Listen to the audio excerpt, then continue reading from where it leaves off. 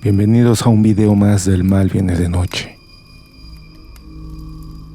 En esta ocasión hablaremos de la posesión demoníaca y de los entes que la protagonizan.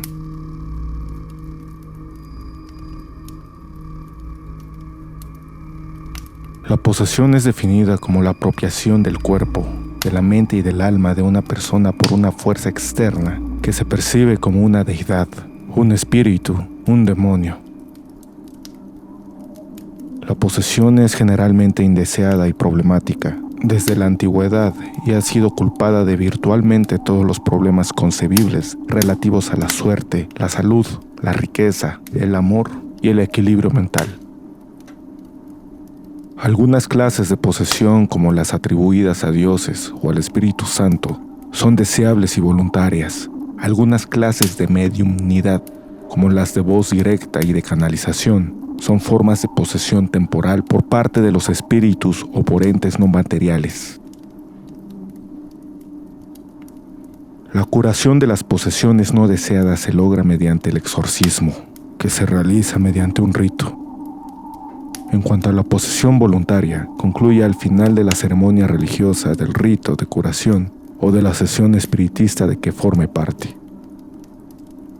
Las formas de posesión. En las antiguas culturas egipcia, babilónica, asiria y judaica, se atribuían ciertas dolencias y calamidades naturales a la acción de los demonios. Para alejarlos, se recurría a algún conjuro o exorcismo. La cultura occidental recibió estas ideas a través de la Biblia y del cristianismo primitivo. En el cristianismo se denomina exorcismo a la ceremonia que tiene por objeto conjurar a los malos espíritus, obligándoles a dejar los cuerpos poseídos o a renunciar a su influencia sobre personas, objetos, situaciones o lugares. Cuando el objetivo es la expulsión de demonios, se le llama exorcismo solemne y debe hacerse de acuerdo con fórmulas consagradas que incluyen aspersión de agua bendita, imposición de manos, conjuraciones, señales de la cruz, recitación de oraciones, salmos, cánticos, etc. La posesión es un estado o condición en el que el cuerpo o la mente de un individuo están supuestamente poseídos o dominados por una entidad que le es externa o que no se manifiesta habitualmente en las actividades de la vida diaria. La posesión, considerada como una experiencia de naturaleza psicológica y social, puede ser verificada individual o colectivamente y tener carácter inesperado, o estar sometida a algún tipo de control ritual. Genéricamente, las formas de posesión se dividen para su estudio y mejor conocimiento en 4 clases, siempre dependiendo del tipo de espíritu que las provoca.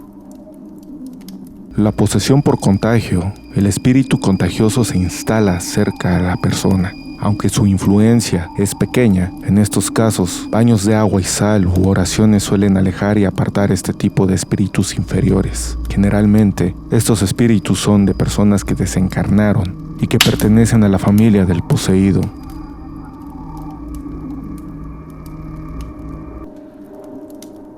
Posesión por opresión. El espíritu opresivo tiene la capacidad de vampirizar y absorber la energía del individuo.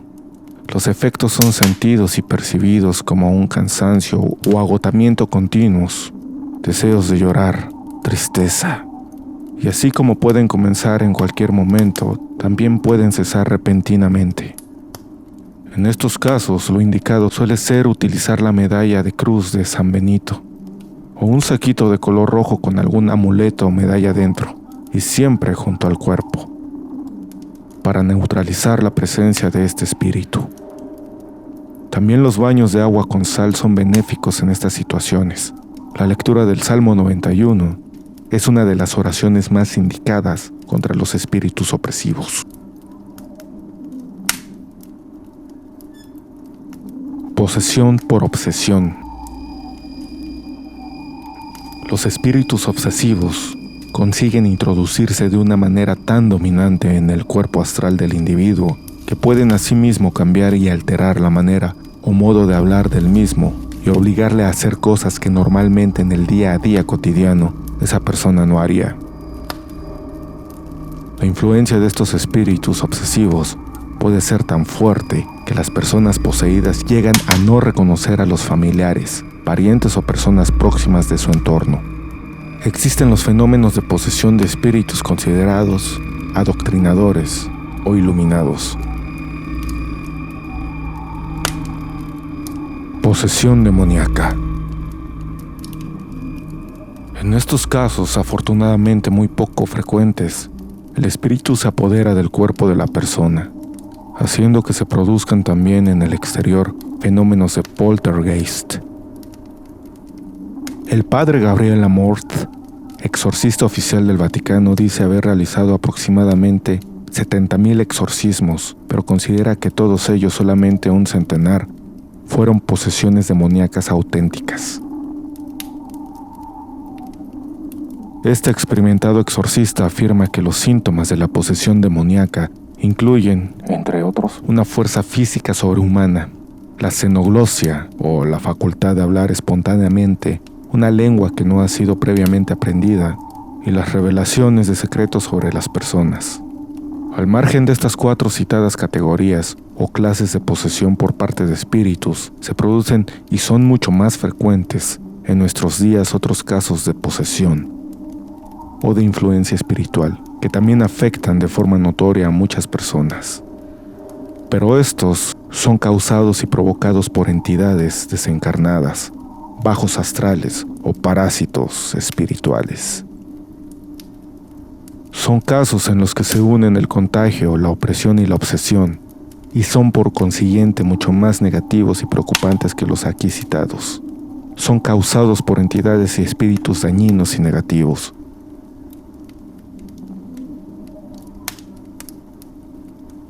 Seres negros y bajos astrales. Los practicantes de la magia negra utilizan el llamado bajo astral para dominar y hacer daño. El bajo astral es una zona intangible de otro plano de existencia, otra dimensión, donde se mueven seres negros, entes también llamados bajos astrales y que, al ser invocados, traen siempre dolor, malestar y sentimientos no deseados. Pero también sucede que muchas veces somos nosotros mismos quienes llamamos o atraemos, aunque sea sin darnos cuenta, a estos seres oscuros del bajo astral. Les permitimos acercarse a nuestro plano material, contactar con nuestro mundo a través de nuestros pensamientos de odio, envidia, venganza o malestar, y que dirigimos hacia quien creemos que nos ha lastimado o sentimos que nos molesta. Los seres negros se pegan a las paredes de las casas y a nosotros mismos, por lo que es difícil desprenderse de ellos, y por esta misma razón, esto mismo se debe tener bien en cuenta antes de permitirnos o fomentar pensamientos negativos hacia alguien. Así es, los sentimientos negativos como los miedos, envidia, la ira, la depresión, etc., son los generadores de esta energía nociva, oscura y negativa que muchas veces se deposita en los hogares produciendo extraños fenómenos o ruidos, que comúnmente son confundidos con espíritus o almas de personas fallecidas. Esta negatividad, como ya indicamos antes, transita en lo que se llama el bajo astral, que es la zona del plano astral más densa y más cercana al plano terrenal. Obsesiones e impregnaciones. La obsesión espiritual es otra de las formas de posesión que se conocen, y es algo más intensa y por ende también más dañina y perjudicial que la denominada contagio o enquistamiento. Se produce cuando un bajo astral se pega a una persona con fines altamente negativos, y ésta pasa a ser y estar inmediatamente obsesada por estas negativas entidades espirituales. En estos casos suelen producirse fuertes dolores de cabeza, contracturas y hasta dolores de espalda o cervicales. Puede ocurrir también que surjan pensamientos destructivos que lleven a un individuo a un comportamiento extraño y agresivo contra los demás o contra sí mismo, y sin ningún motivo aparente. Cuando esto ocurre, debe realizarse un proceso de desobsesión, y quien lo lleve a cabo debe conocer bien el trato a dar al obsesor, es decir, al ente oscuro. Hay que indicar claramente y recalcar que estos casos son auténticos casos de posesión y que por tanto, para resolverlos hace falta y es necesario un completo exorcismo en una de las modalidades que existen de dicho ritual. Hay distintos tipos de obsesiones, pero para todos ellos existen soluciones y la persona, una vez exorcizada y liberada, recupera rápidamente su estabilidad emocional y física. Es muy importante solucionar estos casos lo antes posible, pues de lo contrario, cuando se pasan los límites tolerables, el individuo o persona afectada puede llegar rápidamente a padecer esquizofrenia. Por otra parte, las impregnaciones espirituales se producen cuando alguna frecuencia energética negativa o también un ente negro o bajo astral se incorpora o penetra en algún tipo de material, ya sea pared, techo, piso, muebles, etc., de una casa o negocio. Si el material impregnado es poroso, es factible detectarlas visualmente, ya que pueden llegar a adoptar formas definidas, pareidolias tipo rostros, figuras de animales, o ser simplemente manchas informes. Puede ocurrir también que cuando en algún lugar hay impregnaciones negativas, aparezcan desagradables manchas de humedad sin ningún motivo aparente. Como este tipo de impregnaciones emiten una energía muy negativa, es muy posible que cuando nos encontremos en lugares donde la impregnación se halla presente, comencemos a sentir angustias, tristezas, temores o depresiones, sin conocer realmente el motivo que nos provoca estos sentimientos. Este fenómeno ocurría también en las fotografías, cuando no solo se impresionaba en la película con la imagen a fotografiar, sino que podía también impregnarse algo o alguien que no se veía a simple vista en el lugar donde tomábamos la foto. En no pocas ocasiones y para nuestra sorpresa, cuando la película era revelada aparecían distintas entidades espirituales o manifestaciones energéticas de distinta índole.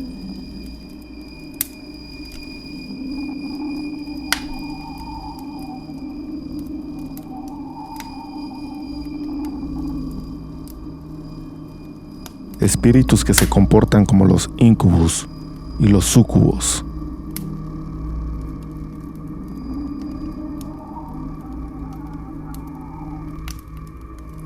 A lo largo de la historia, la demonología ha defendido que existen demonios masculinos y femeninos capaces de tener contactos sexuales con los humanos. Así, en San Agustín, y porque dicen frecuentemente muchos que lo experimentan por sí, o la oyeron de quienes lo experimentaron y de cuya fe no debe dudarse, afirman haber oído que silvanos y faunos, a quienes el vulgo denomina íncubos, han estado muchas veces con mujeres intentando y consumando coito con ellas. En otras tradiciones culturales también existen entidades similares, y lejos de ser un mito antiguo, para algunas personas la existencia de estas criaturas es una realidad actual y constatable. De hecho, hace 2 años, por el 2019, se puso de moda la espectrofilia, que básicamente se busca tener sexo con entidades fantasmales. Los íncubos y súcubos serían seres sobrenaturales pero capaces de materializarse en nuestro universo tridimensional, dotados de cuerpos reales y físicos, con carne y sangre, y hay quienes defienden que incluso con esperma. Los íncubos serían demonios con forma de varón, cuya misión sería la de cohabitar con mujeres humanas, y los súcubos serían diablesas femeninas que fornicarían con los hombres. Es muy extendida la creencia de que tanto los íncubos como los súcubos acostumbran a visitar a los mortales en sus lechos para tener relaciones con ellos. Al despertar, en muchas ocasiones, y de no ser por encontrar restos de sangre o semen en las sábanas, los violados solo recuerdan la experiencia como un sueño erótico. Tanto es así que algunos reputados demonólogos, como el mismísimo ya citado San Agustín, negaron durante algún tiempo que estos lujuriosos demonios tuviesen cuerpos físicos. Según la angelología católica, los ángeles y por ende también los demonios no poseen cuerpo físico, Sin embargo, ante la avalancha de testimonios recogidos por los inquisidores, San Agustín y los contemporáneos terminaron por aceptar la realidad física de estas supuestas entidades demoníacas. Se cree asimismo que el íncubo o súcubo absorbe la energía vital de la persona en el momento del sexo. De esta manera vive o se hace más fuerte. En casos extremos, de acuerdo a quienes lo estudian, a la víctima puede llegar a darle un paro al corazón o quedar débil y enfermiza por la succión energética ocasionada. En el folclore escandinavo es conocido como Mara.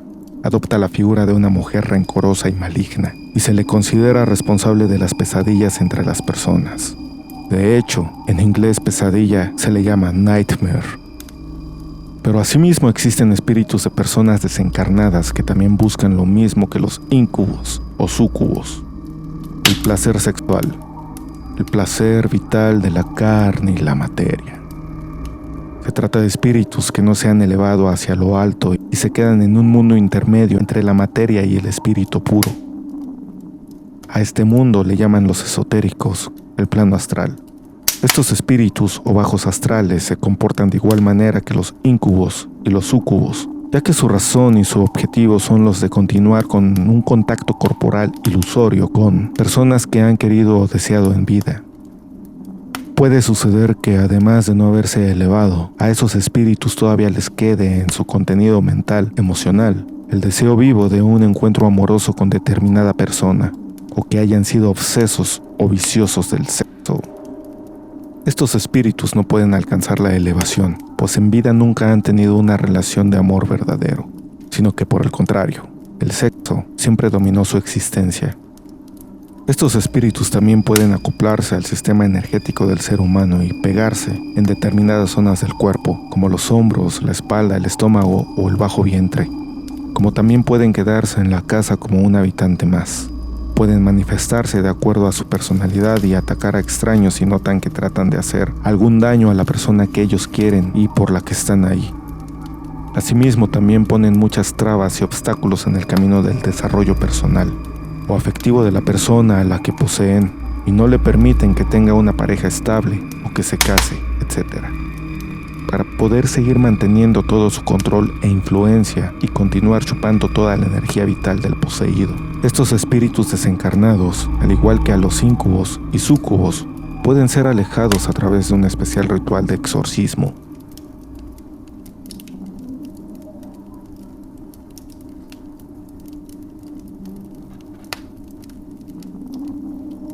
Los parásitos espirituales.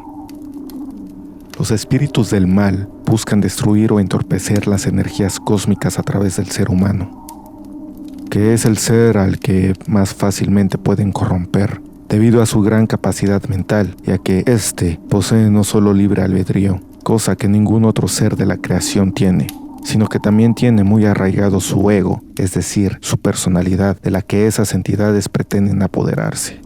Estos espíritus, que en párrafos anteriores hemos llamado también bajos astrales, deben existir para poder mantener un equilibrio energético y respetar la dualidad imperante en todo el universo: sol y luna, día y noche, luz y oscuridad. Estas energías negativas, como ya hemos ido viendo, se cuelan en los cuerpos sutiles de las personas y llegan a sus centros energéticos, tratando de consumir la mayor cantidad de energía y agotarlos. Estos parásitos espirituales, en muchas ocasiones, se comportan igual que los entes que algunas religiones denominan diablos o demonios, pero no necesariamente tienen que ver con el diablo de la religión católica. Puede que se identifique con él y hasta se hagan pasar por él, pues tienen el poder para hacerlo, pero en realidad son seres de oscuridad, entes oscuros que toman las imágenes mentales o contenidos inconscientes de las personas para crear la máscara o la apariencia con la que asustarán y debilitarán a sus víctimas. Los bajos astrales pueden succionar las energías de las personas, animales o plantas. Pueden estar dentro de un cuerpo o deambular por una casa o negocio para intentar bloquear a todos los seres vivos que haya en el entorno, y no tan solo a una persona o animal en concreto. Cuando poseen a los animales, estos se vuelven furiosos y su carácter cambia radicalmente. No viven mucho tiempo y pueden volverse peligrosos. En cualquier momento, la entidad negativa abandona al animalito y se va en busca de otra víctima.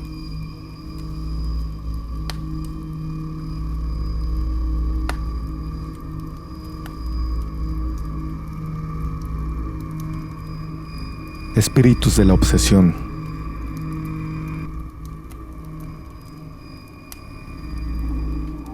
El término obsesión lo emplea la psicopatología para indicar una alteración mental, caracterizada por pensamientos insistentes que dominan y atormentan a una persona, que no puede desechar o librarse de ellos, aun cuando sabe que no tienen fundamento. En el espiritismo, el término adquiere mayor profundidad, puesto que abarca toda la sintomatología y extiende la causa hasta los agentes espirituales que la provocan. En efecto, el fundador del espiritismo, Allan Kardec, determinó que la obsesión es el dominio que los espíritus inferiores o ignorantes ejercen sobre ciertas personas con el fin de enseñorearse de ellas y someterlas a su voluntad, por el placer que experimentan causando daño, o por diversidad de motivos y empleando variados recursos, provocando efectos psicológicos y morales, alterando su conducta y efectos orgánicos y afectando su salud física. Cuando un espíritu quiere obrar sobre un individuo, lo envuelve, digámoslo así, con su periespíritu como si fuera una capa. Entonces, al penetrarse los dos fluidos, los dos pensamientos y las dos voluntades se confunden. El espíritu puede entonces servirse de ese cuerpo como si fuera el suyo propio, haciéndole obrar a su voluntad. Si el espíritu es bueno, la acción es dulce y benéfica y no induce a hacer sino cosas buenas. Pero si es ignorante e inferior, estimula a ejercer acciones inconvenientes. Cuando estas influencias adquieren carácter pernicioso y persistente, en lugar de provechoso hablamos de obsesión.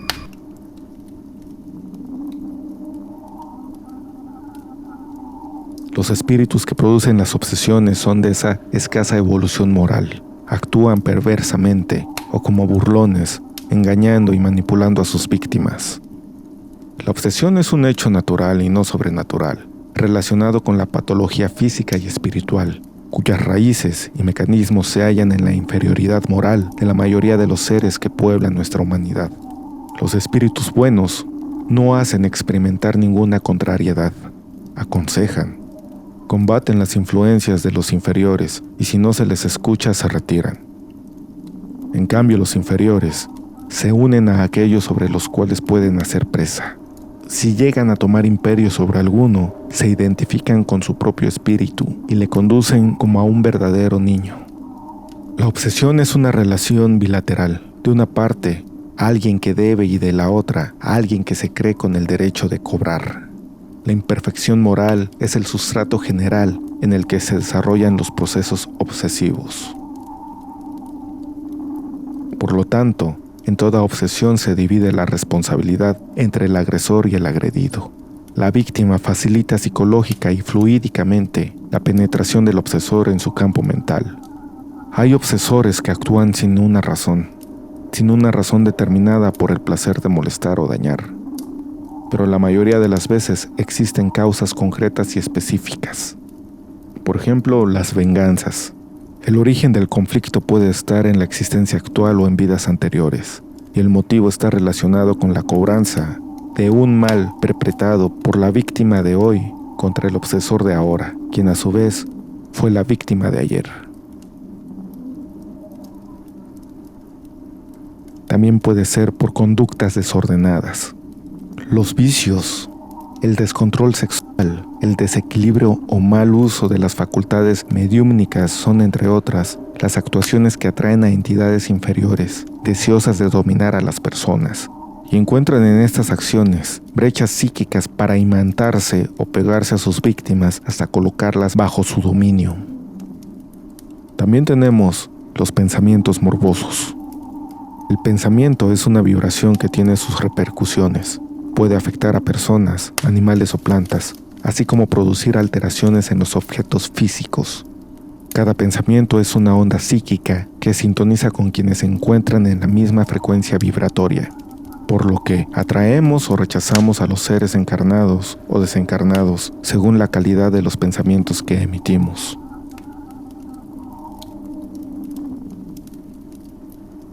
Otras causas de la obsesión: espíritus desencarnados aferrados con quienes mantuvieron relaciones afectivas, estados de abatimiento o de depresión que facilitan la penetración psíquica del obsesor, prácticas indiscriminadas de evocación de espíritus, conductas supersticiosas, estados místicos o fanáticos, espíritus sin intención de perjudicar pero que sienten placer de acercarse a alguien, a quien transmiten sin saberlo los síntomas de la enfermedad que los llevaron a la muerte.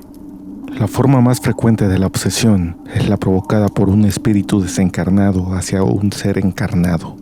Puede dividirse en, inciso A, obsesión simple, a la cual estamos expuestos todos los seres humanos como consecuencia de conductas desordenadas, malos pensamientos, acciones dañinas contra otros o estados emocionales negativos. Inciso B, fascinación. El espíritu obsesor ilusiona los sentidos de la víctima, la engaña, busca su cooperación, va anulando su autocrítica con elogios desmedidos, busca apartarle de quienes pueden hacerle ver sus errores y le lleva a actuar del modo que él desea. Inciso C, subyugación. Es el caso más extremo, en el cual el obsesor controla por completo mental y corporalmente a la víctima, hasta provocarle perturbaciones patológicas y llevarla a la locura. Esto en ámbito religioso se le denomina posesión.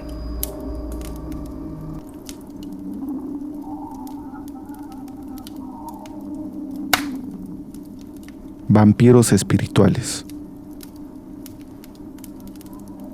El vampirismo relacionado con la sangre, que tanto vemos en películas de terror y leemos en libros, deriva de una muy antigua creencia según la cual la energía vital de una persona era o estaba en la sangre. Por ello, la gente creía que al beber sangre, y mucho mejor si se trataba de sangre de otro ser humano, tomarían o se apoderarían de esa energía vital.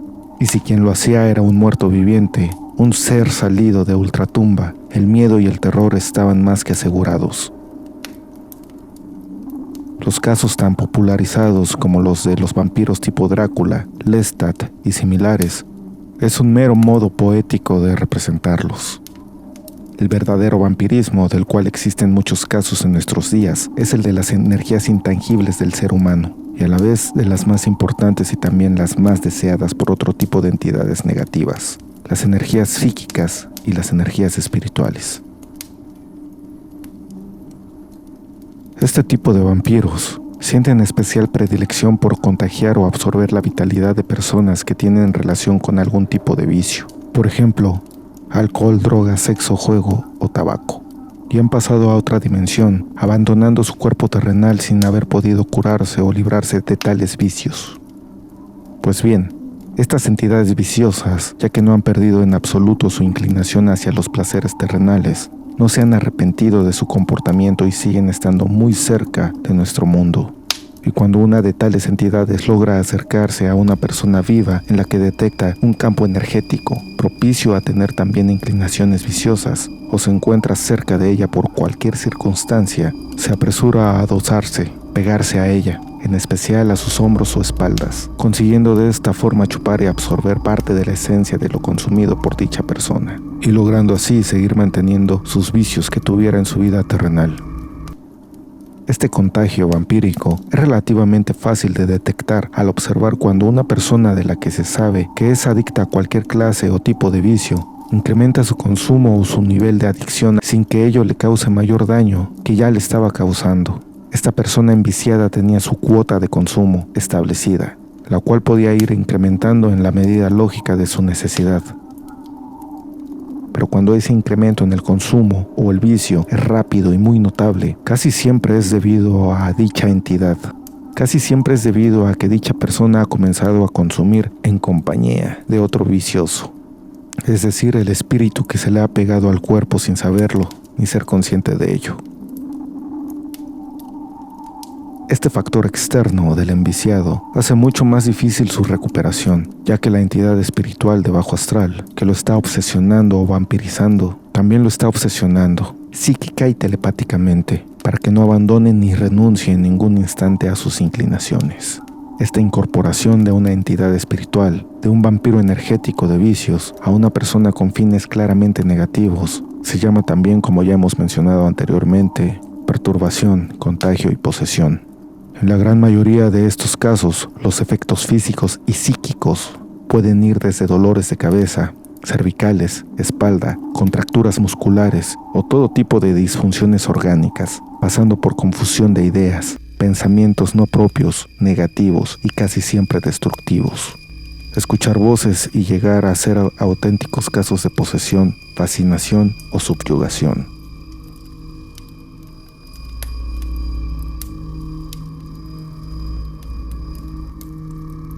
Los descarnados.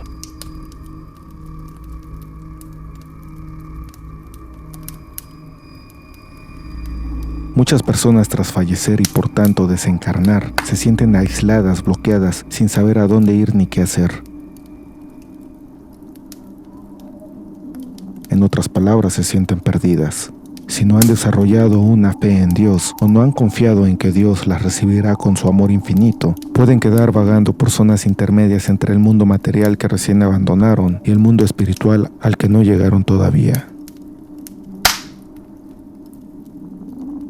En algunas ocasiones los desencarnados no desean irse ni por tanto evolucionar, porque han quedado apegados a la casa o al entorno en donde vivieron, gozaron, amaron. Por eso es tan importante hacer una buena limpieza de la casa, y con más razón todavía si hemos comprado o si nos trasladamos a habitar una vivienda donde falleció alguien anteriormente. A veces son miembros ya fallecidos de la misma familia los que siguen visitando la casa. Puede ser que lo hagan por amor o por rencor. Es importante estudiar cada caso y saber discernir a qué se debe, averiguar el por qué y para qué tales desencarnados continúan junto a los vivos. Es muy común que algunas almas permanezcan protegiendo a sus seres queridos por algún tiempo, y en este caso su presencia es benéfica. Pero la mayoría de veces, los lazos y los vínculos conflictivos perduran más allá de este plano material. Y para el alma, para la entidad desencarnada, es necesario liberarse para poder seguir ascendiendo. Al mismo tiempo que para quienes siguen vivos, les es necesario también liberarse de esta presencia para poder continuar viviendo y progresando con felicidad. En los casos más graves, esas presencias pueden indicar energías que han sido enviadas por alguien más, con mala intención para observarnos, para perjudicarnos o también para molestarnos. En esos casos, lo notamos especialmente al irnos a dormir, ya que esas entidades desencarnadas no nos dejan descansar y nos asustan de diversas maneras. Ruidos, golpes, movimientos, sensaciones de frío intenso en pleno verano, etc.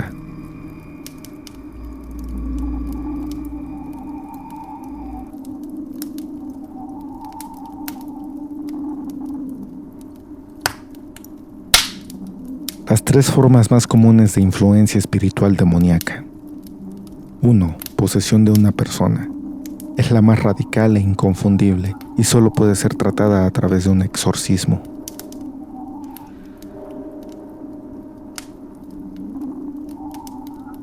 2. Infestación de una persona o un lugar. Los síntomas de este caso no son muy claros, y es difícil determinar si nos encontramos ante una auténtica infestación o si en realidad se trata de una enfermedad física o la mayor parte de las veces psíquica.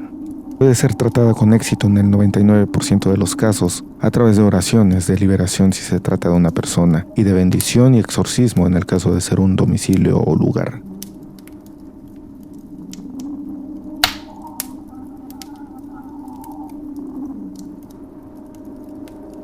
Perturbación. Consiste en toda una serie de manifestaciones externas que generalmente se traducen solo en molestias de distinto tipo. Puede terminar generalmente también si la persona cambia y adopta una vida más devota o vuelve al contacto con Dios, con una vida más consciente de la necesidad de orar y encomendarse al Padre Celestial. La posesión es cuando el espíritu maligno ha tomado el cuerpo de la persona totalmente. La mayoría de las veces, dicha persona pierde la conciencia durante una manifestación que podría consistir en diversos fenómenos, desde decir malas palabras y demostrar una ira que no son propias de ella, hasta mostrar fenómenos sobrenaturales tales como la levitación o cambios físicos extraordinarios, etc. Si en verdad es una posesión, se podrán apreciar manifestaciones sobrenaturales, tales como que la persona hable otros idiomas o lenguas aunque no los conozca. Predicciones que se cumplen, que muestran una fuerza casi sobrenatural o que llegue incluso a levitar. Si ninguna de estas manifestaciones o síntomas se produce, entonces no es posesión.